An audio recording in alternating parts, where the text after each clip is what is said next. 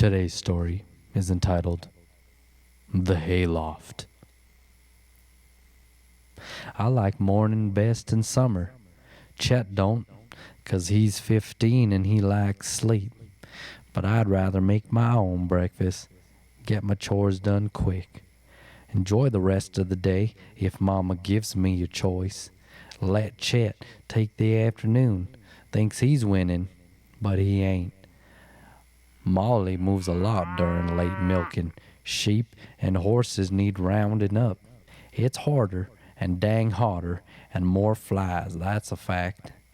Sun's not close to being up, but the air's cool and fresh, not too wet, and the sweet scent of lilacs fills the barn when I prop them big doors open.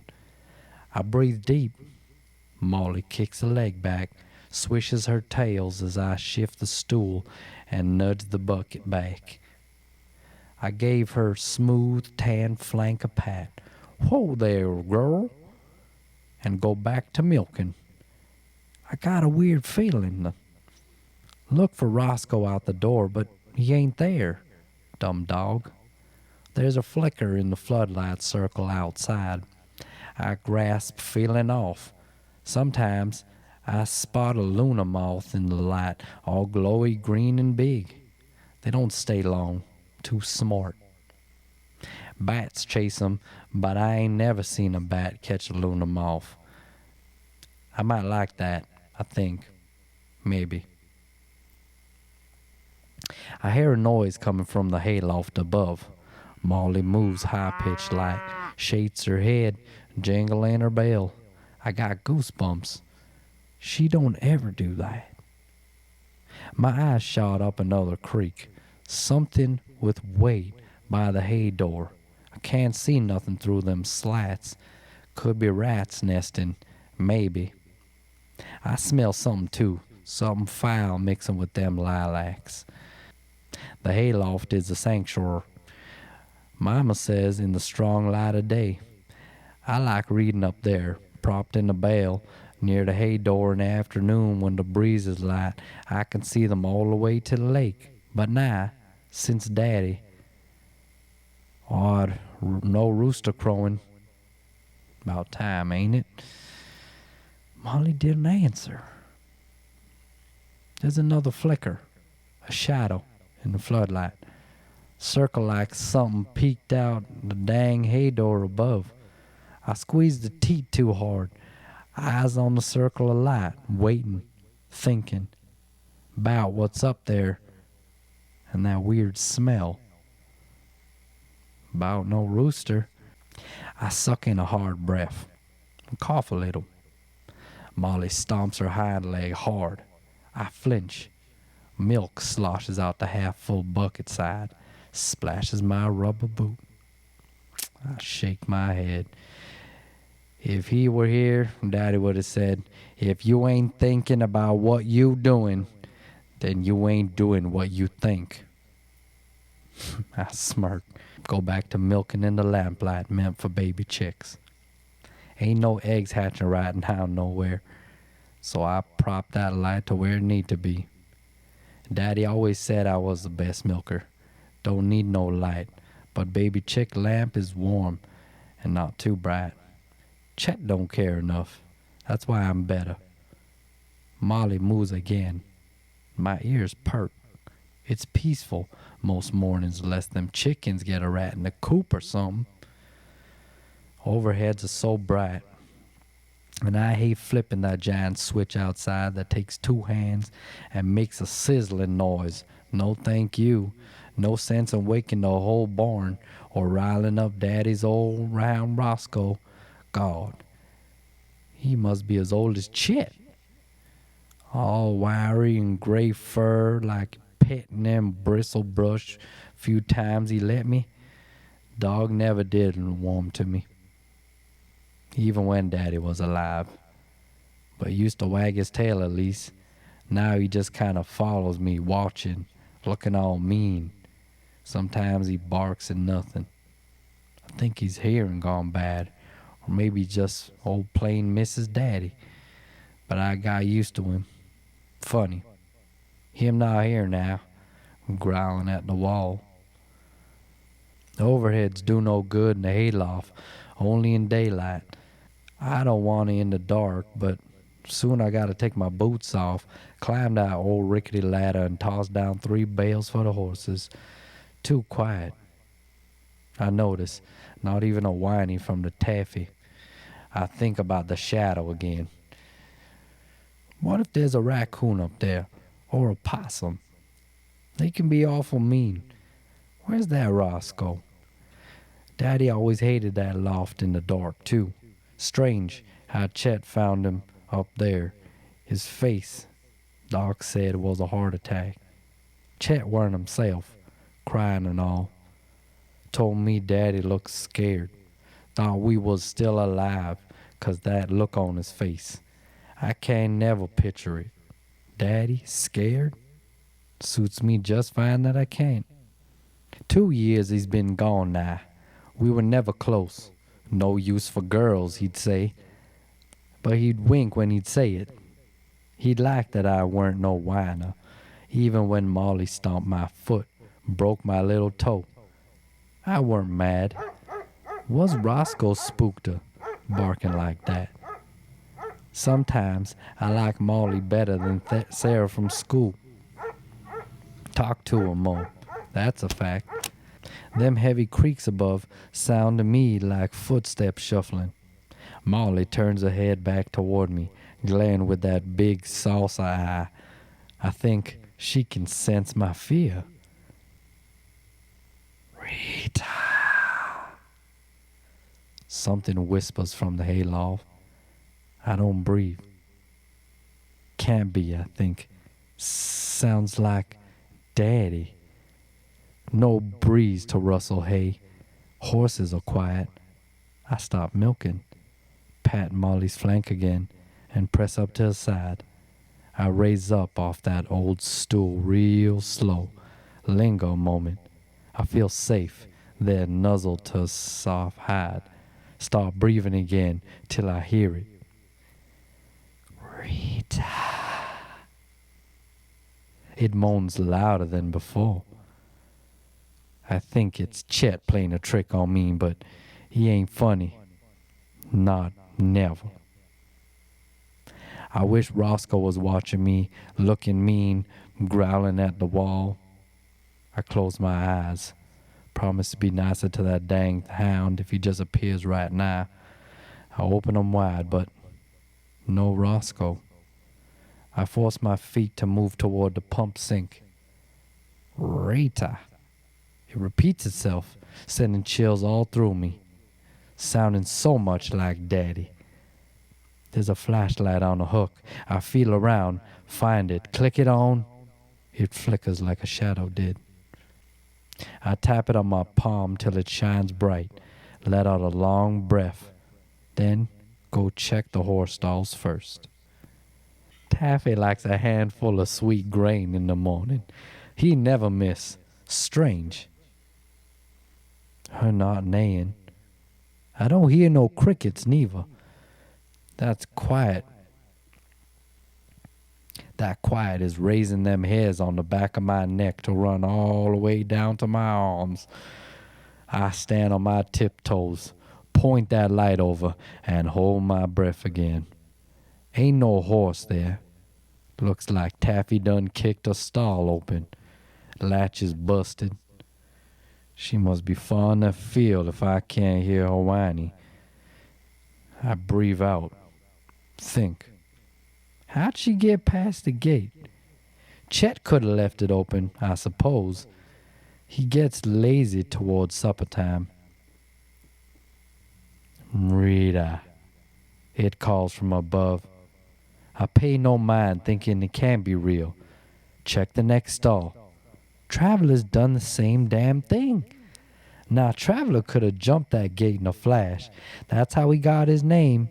Galloping all the way into town before Daddy caught him. I need to get Chet, I think, but point the light through the stall to the wide open pen beyond. See if Taffy and Traveler are out there, them sheep. 2 dozen beardy eyes stare back. No horses. A few sheep by at the light, but that don't go past 'em. The flashlight goes out. I shake it. It comes back, but weak, shining on blood, spread all over the mucky third stall floor. Open from the outside, it looks, and like something would drag through the hay. Out round the corner. Kettle Jack? I whisper. Rita. It's calling me, still. I'm trying to ignore that whispery voice, like them stories Dad told me of the hooga wuggers trying to scare me. I think, so I would run off and visit Sarah in town, 2.25 miles away. Them dark miles with no street lamps, but I wasn't scared, not really. Only once, was 9, right before Daddy died. He caught me halfway, pulling up in that old truck. Well, after 8, and boy was he mad. I was glad to see him though. It was real dark. He told me about them hooga woogers on the way back. I giggled and got quiet. Daddy looked real serious at me. I know there's one living on the other side of the lake, he said. I ain't never caught, but shadows and whispers. But I know. You best be careful. Them is tricksters. Chief, you remember sold me Kettle Jack? Chief, you remember sold me Kettle Jack? I nodded. He seen one. Scared him silly, and he's the toughest man in these parts, besides your daddy. Don't you go walking past dark, not ever. He said the lake hooga wooga kept to itself lest it got too hungry. I remember that. Did Daddy say he left a sheep or two in the winters by the wood's edge? Or maybe that dang hooga wooga just took 'em? I can't recall. The shuffling almost right above my head near the cutout of the loft to push bales through.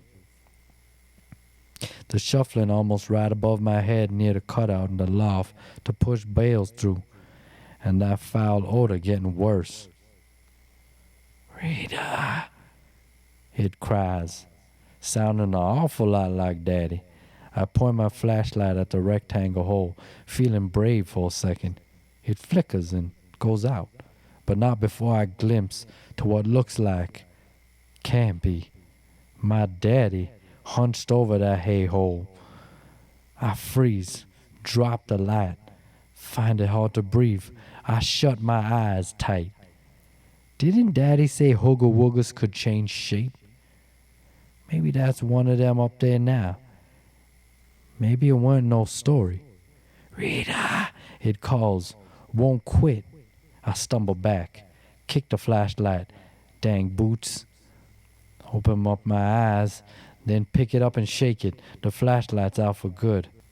I backed up to the pump sink, feel the wall in the dark for the shotgun wedged in its spot. Don't no one ever touch it less it needs to be. Don't no one ever touch it less need be. Loaded is how Dad kept it. Can't shoot nothing with an empty gun, he'd say. My fingers brush the cold metal, thinking back to if Chet fired it since Daddy died. Rita, it calls from above. I wipe my hand, gone all sweaty on my jeans. As quiet as I can, I pull the old shotgun from the wall, run my hand along the rib, the barrel. It's heavy, but I lift it till my fingers flick the safety off. With me shaking so bad, I need to keep that shotgun close. Rita, it pleads like it needs me. I need Daddy's shotgun to my body, cold barrel pressed to my cheek. Only one shell, one shot, I think. I look to the door. Roscoe, I whisper, and wait for the tick. But it ain't nothing but the cold light circle and dark all around. I bite my lip, swallow hard, Hope that weren't Roscoe blood in the kettle jack stall. Hope it weren't kettle jacks neither. Molly's mooing something awful. I tiptoe back nearer, hard in them dang rubber boots, hugging Daddy's shotgun, to run a hand along her side, give her a pat. She kicks her leg back, shuffles her hind leg away like she don't want me touching her. I must be oozing fear, I think. I glance out them open doors to the circle of light, praying that old dog to waddle in and watch me. It's gray outside, still moonlit, but getting lighter. Rita! It wails louder than Molly's mooing. Could have made me run for the house, but Molly. It's still dark. And what if there's a hugger wugger out there? In my mind, I see Daddy shaking his head. I toughen up. I ain't no whiner. I walk close to the hole, take a deep breath. Rita! It calls so loud it hurts my ears. And my eyes are watering from that nasty smell. I do it quick, aim the shotgun up that hole at that shadow and pull the trigger, like he taught. Bam! He kicks me back, but I don't fall, just hit the taffy door. I hear the milk bucket spill. Something shuffles, then staggers through that old hay hole, hits the ground hard in front of me. My heart's beating so fast in the gray light, the shape curled up too close to my feet. Looks like a man. Then not. I don't move an inch. Press harder to the taffy's door. Breakfast climbing back up my throat. I can hear the shallow breathing a minute or two. Rita! It hisses. Then nothing. Outside, past the floodlight circle, a flashlight beam zigzags toward the door. Chet is there, out of breath. I want to hug him. He's in sleep pants, no shirt, looking real scared. Rita, what in the hell? He asks, his eyes so big. I think that's what Daddy's face must have looked like. Then I wish I didn't think it. Chet aims the beam over where it fell, to the shape.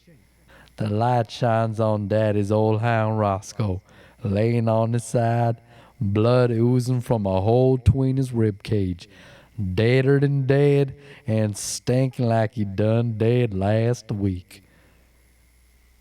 His fur looks darker, softer, and his face looking different too.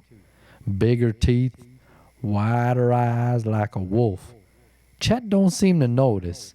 He pries that shotgun from my tight grip, pats my head. Horses are gone. There's blood in Kettle Jack's stall. Was scared, just shot. I managed to stay, still shaking something awful. Chet runs back out, flips a big switch. God, it's bright. He checks outside, then Kettle Jack's stall. Horses by the road, they fine. There's a sheep down, maul awful. Dead, he says. I let out a long breath, swallow breakfast back down. Chet reaches way up over the pump sink, fetches another shell to load Daddy's shotgun, then nudges Roscoe's side with the barrel. Sees blood around his mouth on them big teeth. He hugs me quick. You never did like that dog none. Mama comes in next.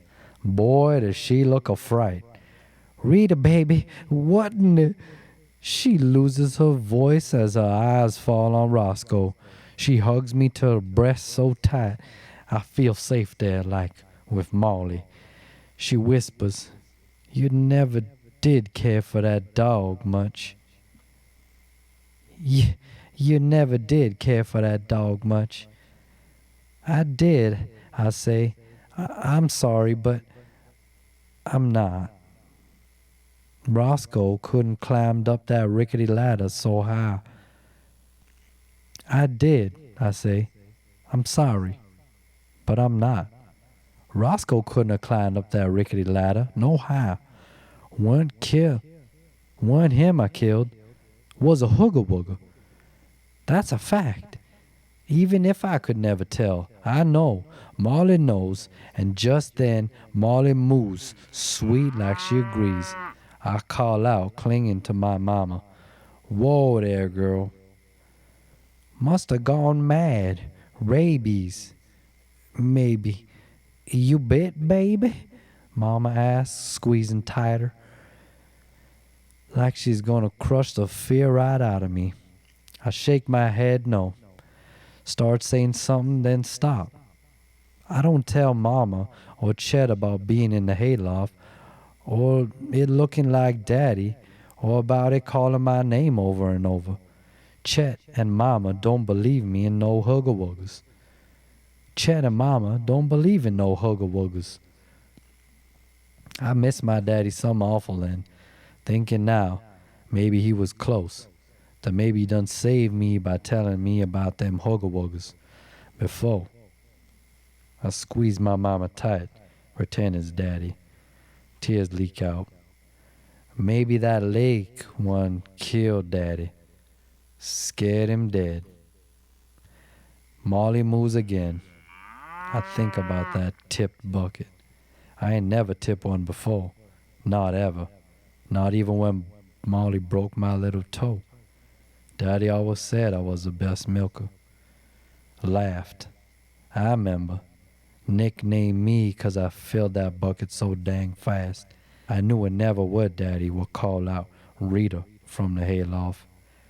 Since I was 6 years old, Daddy always called me Squirt.